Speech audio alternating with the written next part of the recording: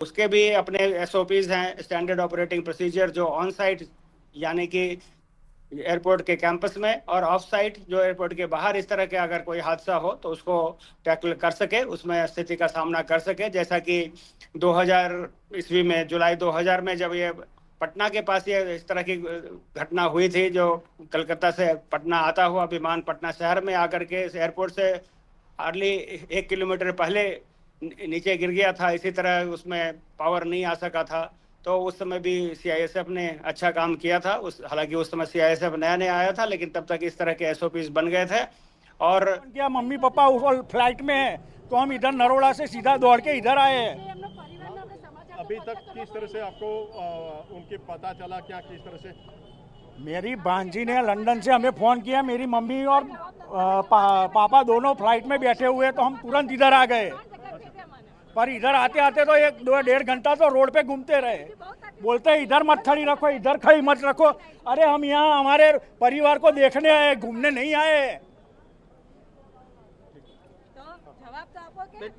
बोलो चाय पानी, अरे चाय पानी थोड़ी पीने गया इधर, अगर मरने पड़े अंदर कोई।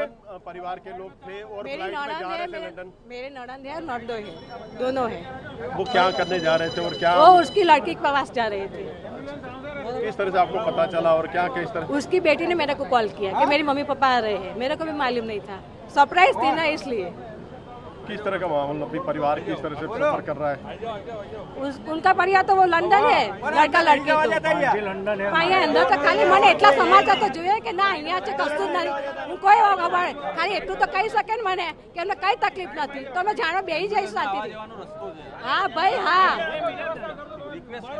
અમે બી રિક્વેસ્ટ કર્યો તમને ભાઈ, તમે રિક્વેસ્ટ ક્યાં સાંભળો છો મારા ભાઈ?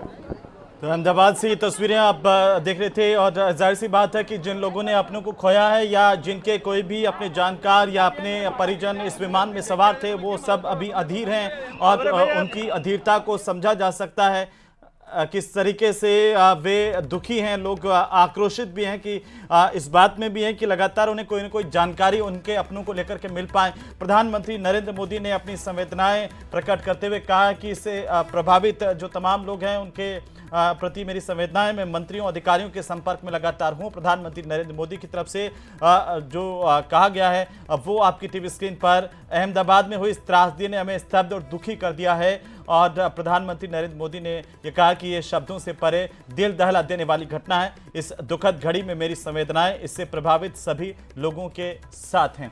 ये प्रधानमंत्री नरेंद्र मोदी की तरफ से ये बयान इस पूरे भीषण विमान हादसे को लेकर के जारी किया गया है और लगातार उन्होंने गुजरात के मुख्यमंत्री से भी बात की और गृह मंत्री से भी लगातार संपर्क में। ऐसे में तमाम जो पुलिस प्रशासन के बड़े अधिकारी हैं वे भी इस वक्त पीएमओ से संपर्क में हैं और पल पल की अपडेट ली जा रही है। जैसे अभी बता रहे थे डीजी साहब कि चाहे वो बीएसएफ हो या फिर एनडीआरएफ हो, तमाम सक्रिय होने के बाद राहत और बचाव सबसे पहले शुरू किया गया तेजी के साथ। कोशिश यही कि ज़्यादा से ज़्यादा लोगों को बचाया जा सके। जो इस में ना केवल विमान में जो लोग थे, इनके अलावा जहां पर विमान गिरा उनको भी बचाने की पहली प्राथमिकता होती है। संजय जी, जैसे आप बता रहे थे।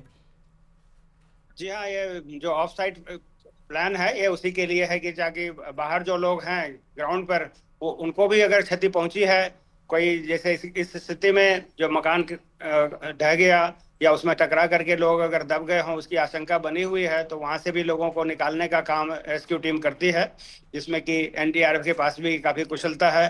जो इस तरह के हादसों में, चाहे वो बिल्डिंग कोलैप्स हो, ब्रिजेज हो, तो उसमें वो काट करके दीवार को, पहले तो पहला स्टेप तो ये होता है कि लाइफ का वो डिटेक्ट करें कि वो कहाँ पर कोई दबा हुआ है और उस गोल्डन आवर में ये ऑपरेशन किया जाए ताकि उसको बचाया जा सके जब जिंदा रहने की संभावना अधिक होती है। उसके लिए इलेक्ट्रॉनिक मशीनें हैं या फिर डॉग स्क्वाड है, उससे लाइफ को डिटेक्ट करते हैं और फिर इस तरह से ऑपरेशन किया जाता है ताकि उसको और नुकसान ना पहुंचे। वो तो पहले ही मलबे के नीचे है और उसके बाद और क्षति पहुंचाएंगे तो उसके जान को गंभीर खतरा हो सकता है। तो इसलिए जो लोग इस तरह के हादसे में दब जाते हैं कंक्रीट के नीचे, उनको उस तरह से बचाने का काम चलता है। या किसी और तरह से भी अगर वो मेडिकली सहायता, मेडिकल एड की आवश्यकता है, तो मेडिकल टीम भी साथ में होती है और वो दे करके प्राथमिक उपचार दे करके उनको आवश्यक उपचार के लिए आगे हॉस्पिटल भेजा जाता है।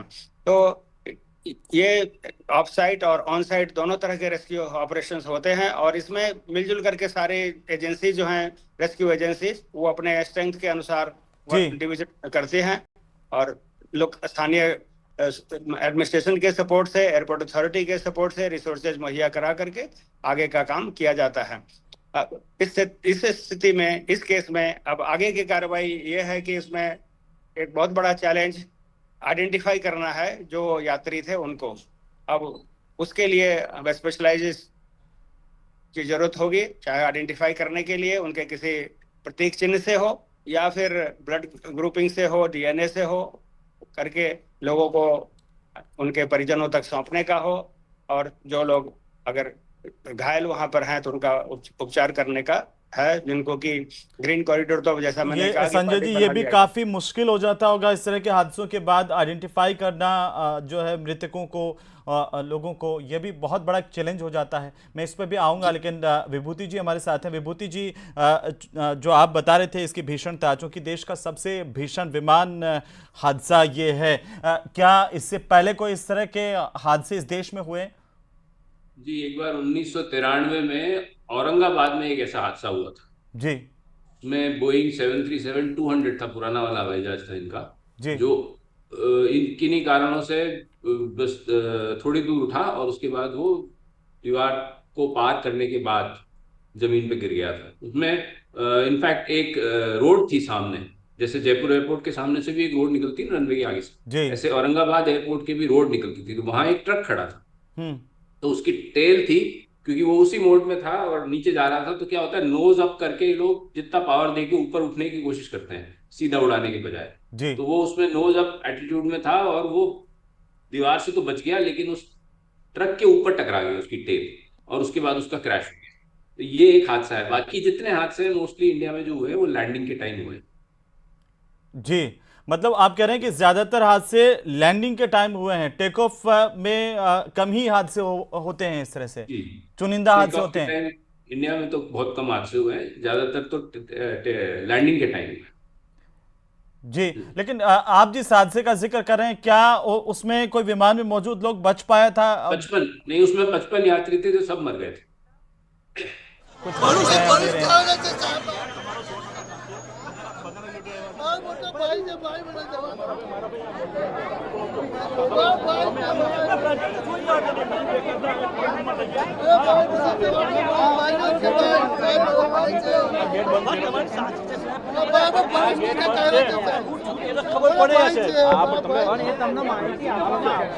अरे तो यार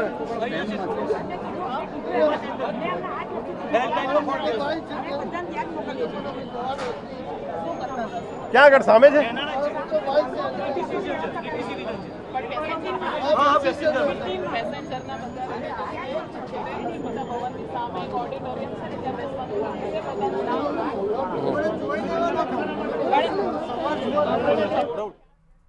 तो ये जो तस्वीरें इस वक्त आ रही हैं वो लोगों की परेशानी को बता रही हैं। लोग जानना चाहते हैं अपनों को लेकर के, अधीर हैं और लगातार अपनी व्यथा भी बयां कर रहे हैं। हमारे साथ लगातार हमारे मेहमान बने हुए। छोटे से ब्रेक के लिए हम रुक रहे हैं और तुरंत ब्रेक से लौटेंगे तो इस सबसे बड़ी खबर पर लगातार बने रहेंगे। कहीं ना कहीं लोगों को होने के बाद ये मैं मानता हूं कि बहुत ही